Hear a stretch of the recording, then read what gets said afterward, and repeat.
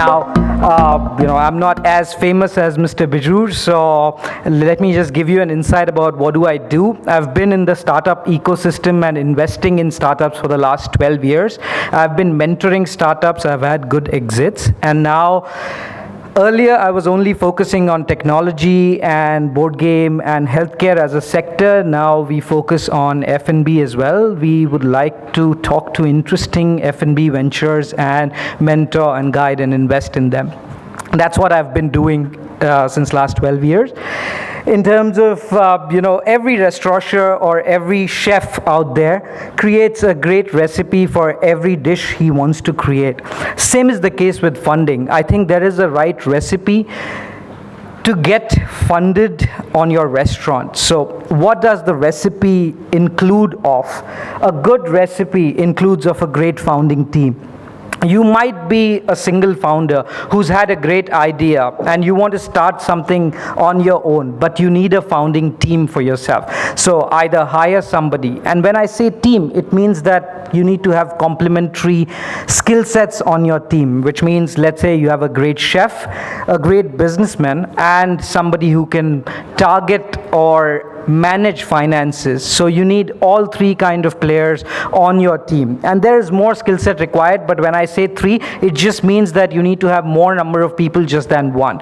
Either hire them or make them partners in your business. So you have to have some kind of good team to make your idea fundable. You can create great lifestyle business or a lifestyle restaurant by a single founder, but you cannot make a fundable business by a single founder. Another important thing, like Mr. Bijur said, is great concepts, because today's generation is promiscuous, which is they want new concepts every now and then. So you need to have a good concept, a good idea to start with. You cannot just start with something which is run-of-the-mill. If you are starting run-of-the-mill, it needs to have some kind of differentiator out there. So make sure you have a good concept and an idea in place. Another important thing to have is your operational expertise. Now, a lot of people are aspiring foodpreneurs or entrepreneurs out there who are not from the typical food industry, but make sure you have someone in your team who has operational expertise. This is a niche industry, and you need to have some good knowledge about operating in the F&B space.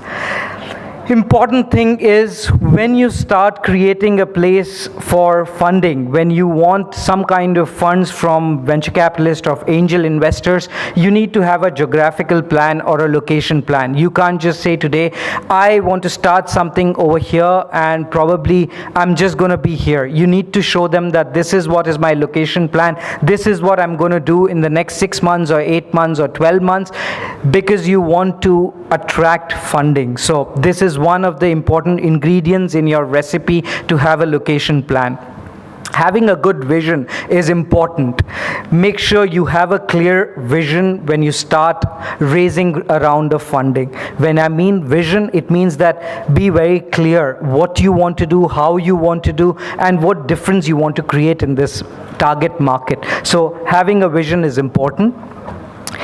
Every investor today, when he invests, he looks at process and technology rather than people. Well, the founding team is important, but apart from that, you need great processes in place. You need some kind of process-driven thing so that you're not too much dependent on people at every step. So that's why when Mr. Bijur said technology is important, that's where the technology plays a role. That you need to have strong processes. People change. You will have attrition. You will have problems with teams, but you need to have process-driven. Then you can create something which is fundable. Another thing to keep in mind, which is how or why restaurateurs or why F&B guys need funding. I think there are 4 stages where you guys can be. Either you're starting from scratch, you're starting new, you're a foodpreneur, you want to start a new cafe or a new restaurant.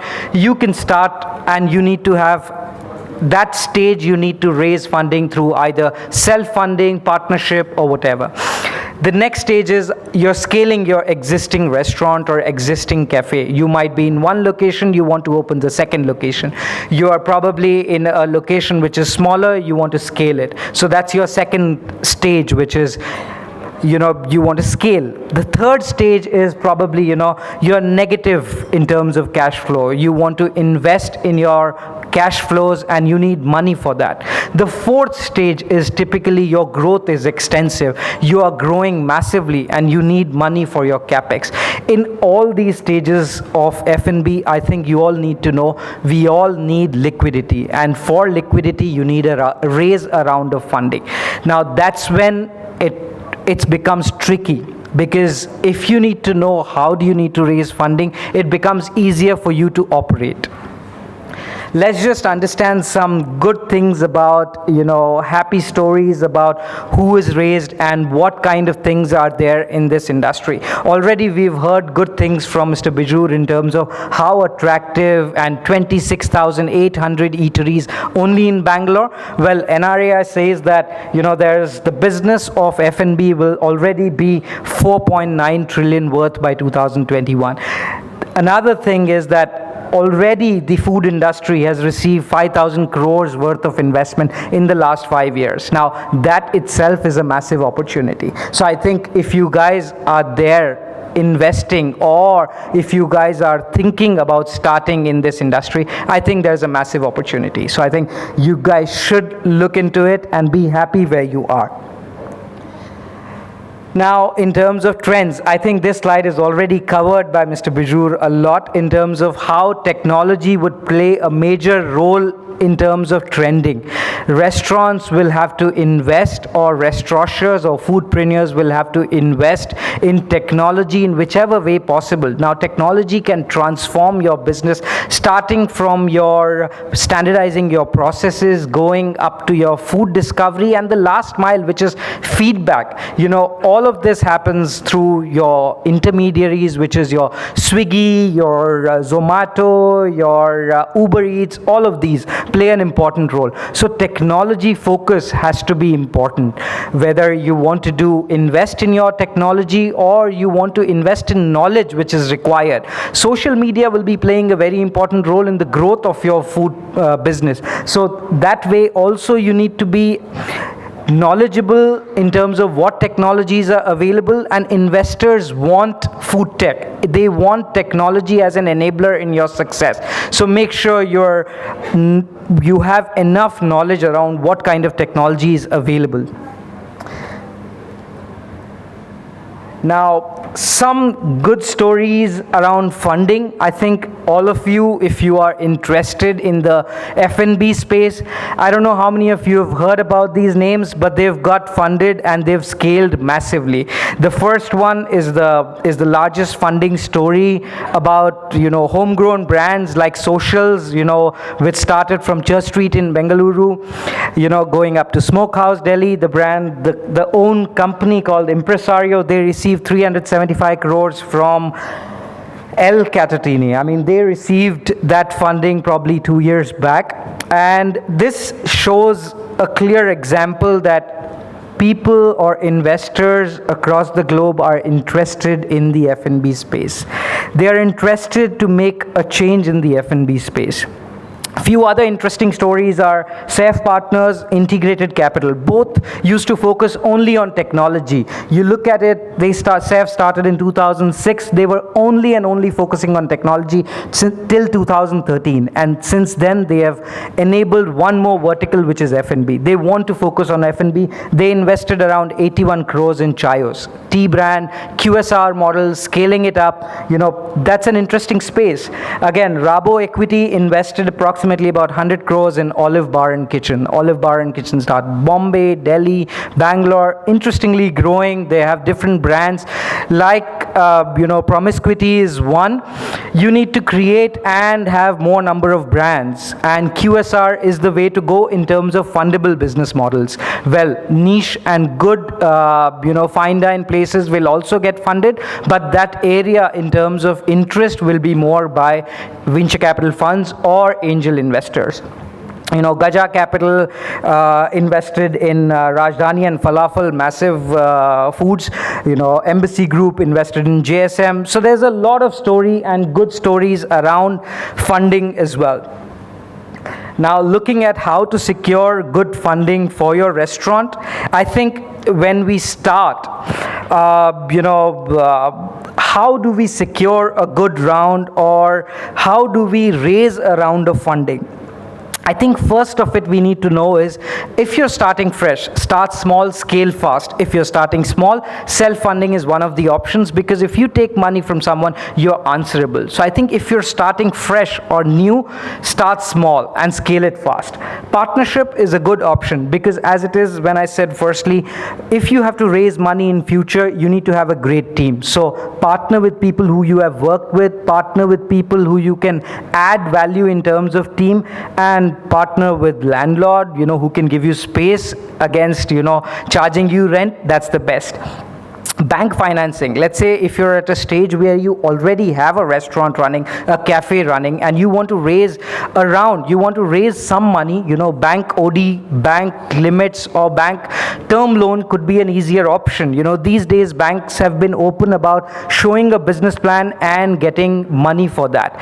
They have not been so much focused. Let's say if you're raising anything less than 50 lakh, they're still keen to get some money in your account by showing up a business plan. Not like earlier, 10 years back, it used to be only and only through collateral. You used to put a mortgage or a collateral, and only then you could get funded. Another interesting option, I don't know how many of you restaurateurs have tried that, which is limit on your swipes. I think that's a new interesting way. HDFC does that. A lot of new banks are doing it, where they are giving you limits on your swipe. Let's say on an average in a quarter, you're doing swipes on your card swipe machine, probably about 20 lakhs in an average. If it's there in 3 months, they're ready to offer you 3x of that as your limit. Now that gives an extra cash flow into your account, which allows you to scale. Now, another option which is very new and very interesting for every foodpreneur is angel or VC funding. This is becoming popular since last 5 years. Angel investors are keen to put money because they are also getting served by interesting food right now. Like we said, we are a promiscuous generation. So that's why we are keen to have more number of angel investors onboarded, where they are interested to put money in something new which they are being offered on a day-to-day basis. So that's why angel investment has become very interesting. VC funding, targeting a VC has now become easier. There are a lot of angel investor leads which are readily available who are interested to invest in the F&B space. Also, tech investors are putting money in F&B space, be it Mr. Bansal, Sachin Bansal, be it any of the good tech investors. They are looking at F&B space also. You just need to target them. Another interesting way of funding is crowdfunding. You have platforms like Let's Venture, and you have other platforms in India available which you can look up, where you can put your deal over there. You can say that you're looking for 5 lakh, 2 lakh, 10 lakh, whatever amount of funding, and what kind of return, what kind of business model you have. If you put it out all there, they have tons and tons of investors. These investors could be a software guy, probably an MNC person, probably a director in a company who has some surplus cash flow and has interest in ownership. He has interest in having something of his own, or he has interest in doing something interesting. His regular life is boring. He just goes to his job and he's bored of that. So probably those could be the guys who would be actually interested in your idea, and they might park their funds over there. So crowdfunding is an interesting option. You can look up for that.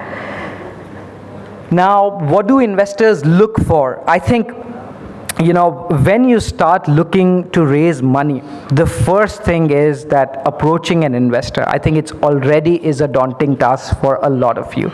So we have to make it easy for you to understand how to pitch to an investor and how to go about it. Like I said before, in the last 12 years, whenever I've met entrepreneurs, on a weekly basis, I meet entrepreneurs from different industries. One thing common I've seen is that entrepreneurs are unreasonable in terms of valuation. As soon as investors start talking about putting money or investing, the first thing they talk is valuations. How much will you want? What do you want against that? And I think there has to be a serious concern on that, because if somebody is putting money, they need returns probably in the next round of funding or probably next to next. So I think there has to be some realistic ground. So entrepreneurs or foodpreneurs need to be realistic around how they want the money and around valuations. The first pointers around, good management team, great location, good vision, target market size, I think it's all by default, like I said before, but reasonableness around your valuations is important. And I've seen this across industry, be it technology, be it non-tech, be it healthcare, entrepreneurs are generally, heavy on their valuations. So be realistic, the raising round will be easier. Now, in terms of, how to approach an angel investor, like I said, it's a daunting task. So let's make it easy. Let's make it, easy for you to just understand what do you have to do to go to an investor. The first thing what you need to do is create a pitch deck. What is a pitch deck? A pitch deck is typically a presentation which includes all about your business and all about whatever you guys want to do. So it starts from as simple as your vision and value proposition. Let's say I want to create a nice cafeteria for this and this audience for such and such target segment in such and such location. A vision statement is a must, and value proposition, because you need to differentiate what value you're going to add to the ecosystem. Let's say you're opening up something in Koramangala. Probably you need to know what value you're going to add apart from just being a differentiator. So I think that's also important. Defining a problem statement. You need to define a problem statement in your presentation, because what kind of problem you are addressing for the end consumer. Now let's say an end consumer in CBD says that everything is very expensive, be it UB City, be it Lavelle Road, be it Vittal Malya Road, any of that is very expensive. Now, if you're solving a problem by saying, I'm going to start something which is in mid-segment, then that problem statement needs to be defined very clearly on your slideshow. Another thing is target market and solution. If you have already identified the problem in that area and you are saying, I'm going to solve it by doing this, what is the target market for that? Identify that and clearly define the target market area. If you have a clear target market area, it becomes very easy for the investor to see how much is his money worth probably in 2 to 3 years, because that much that business can grow. If the target market area is small, then the investor is not keen. Let's say your target market area is only, you can scale a place only to about 20-25 lakhs to a run rate. I think it's not keen. The investor class has to be keen to invest in that target segment. So make sure your target is clear. The next thing which you need to put on your pitch is revenue model. That is one of the most important things when you start, and people neglect this, which is revenue model. How are you going to make money on your business?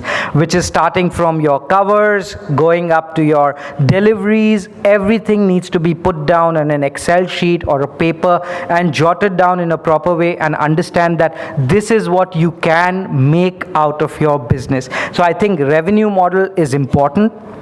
Don't put your expenses on the revenue model, because that just describes what is the potential of your business, the top line, not even talking about bottom lines, because investors or funding people are interested in top line. Bottom line will follow. They will be keen about that, but much later.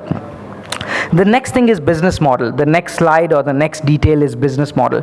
You need to have clarity on the business model. Let's say, how are you going to marry your business with the market segment, with the problem, with everything? So the business model includes all. It includes a clear slide, a clear deck which shows how are you going to make money and what kind of expenditure do you need to incur to generate that much amount of money. So I think the business model will be very clear on that. Let's say you have to advertise 50% to generate 100% of your revenue, then I think it's a wrong business model. Advertising budget should not increase close to more than 10% of your total revenue. So I think that way business model has to be intact. Another important thing is marketing and sales strategy. When you have to start or when you have to scale, your investor needs to know how much money will you spend to actually make X amount of money, because the best way is that today if you put an ad in the newspaper and you just say that I'm going to sell beer at 49 bucks, you'll have crowd lined up outside your brewery, or you'll have crowd lined up outside your F&B place. But I think your marketing and sales strategy should be very clear, and it should be part of your revenue model, that how much and what kind of marketing you're going to do to generate X amount of money. I think investors are keen on that, to know.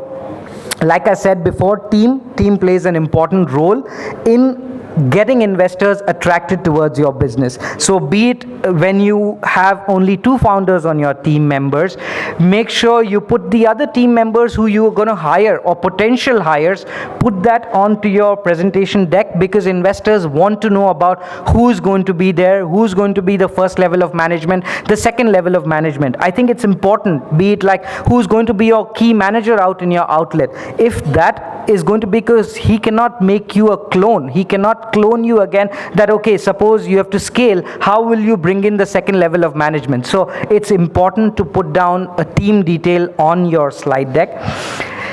Every investor who's investing in any business, I think if any of you are investing in share market, or if any of the investment, you need to know the terminal value of it, and the terminal value is exit. I think when you have to sell that sheet of paper, or when you have to sell your share, or when you have to exit, investor needs to know how he will exit. So make sure in your business plan you have a clear exit strategy. When I say exit strategy, I think most of the people don't understand what do you mean by an exit strategy. For a food business, an exit strategy is typically, let's say you start somewhere, that you say that I want to open up 6 cafes or 6 restaurants or 6 outlets, or I want to say I want to open a North Indian, and probably I want to multiply it, and probably I want to open an Italian joint later, or a fusion food later. I think the most important is that you need to show to an investor that probably you'll run out of money when you're scaling, the growth is massive, and you would need another round of funding. We've seen that in newspapers, how many times Flipkart or any of these companies would have raised a round of funding, multiple. So you need to create an event which is either a funding event or an acquisition event or a strategic buyout event or some kind of event in 6 to 8 to 12 months, depending on your scope. You need to create that event. That's where the investor will exit. If you have an early stage investment, which is an angel who has invested in your company, he needs an exit, because you will run out of money someday in probably 12 months, and you will be scaling. Running out of money doesn't mean that you opened a single outlet and you burnt all the money. Now that's a wrong signal. But tomorrow, let's say you opened the first one and you run out of money because you're opening the third one in probably 10 months. So that's a good signal. If you're opening multiple places, or if you're scaling your existing business, then you will run out of money. And at that time, the angel investor will get his exit, because somebody will be buying into his shares. So that's a clear signal, that if you give clear signal on exit strategy, the whole thing marries together, and basically it comes to a complete pitch deck. Once you are ready with a pitch deck, the next step is, most of the entrepreneurs, can make great presentations, or they can, pay for it and get a great presentation done. The problem is nobody gives experience of what they really want to do. So I think it's an important stage where you let investors or people who want to invest, they get to experience what your vision is. So let's say if you're trying to create something, let's say you're doing a place which is going to have exotic cocktails, invite your investor, let him experience, probably if it's at your home itself, let him try all the kind of cocktails, what you're going to do, or let him experience the food in food trials, and let him understand, will his vision align to yours, what you're trying to create, and that will get him aligned with you in terms of investment. So that's also an important skill to have, which is experience or having a prototype in other businesses, but in F&B it is experimental or experiential. Another thing is finding an angel investor. Now, That's a tricky one. Either you find an unknown angel investor or you target somebody who's in and around you. Let's say you have a friend, you have people who are interested in invest, or let's say you have customers who are your loyal customers and they really are fond of your food. Probably they would invest because you are scaling tomorrow. So your customer is already paying for his services. Probably he will tomorrow pay for funds for something, you're doing something exotic or something more. So find an angel investor whose vision aligns with you. Tomorrow he could be an unknown angel, but his vision has to be aligned, because tomorrow he should not be creating an alarm bell where he says that I need my money back before you start making money. So you need an investor, somebody who's aligned with your vision. The last step in this is present confidently. I think you would have already done all the homework by creating a pitch deck, by understanding the market, by creating a great team, and all of that. The last step is the investor wants to know that you're confident enough to make his money worth it, because he's putting his money and he wants to see whether you'll be able to confidently run your venture and make sure your money is worth. So make sure the last step is you're presenting confidently. Make sure you show it that to the investor that this is what you're going to do and this is where you're going to use the money, use of funds and all of that. I think what I have not covered is past, which is, let's say once you get the investment, what do you do next? You have to be very transparent with your investor. I think that's when you will get your second round or you will get your follow-on rounds.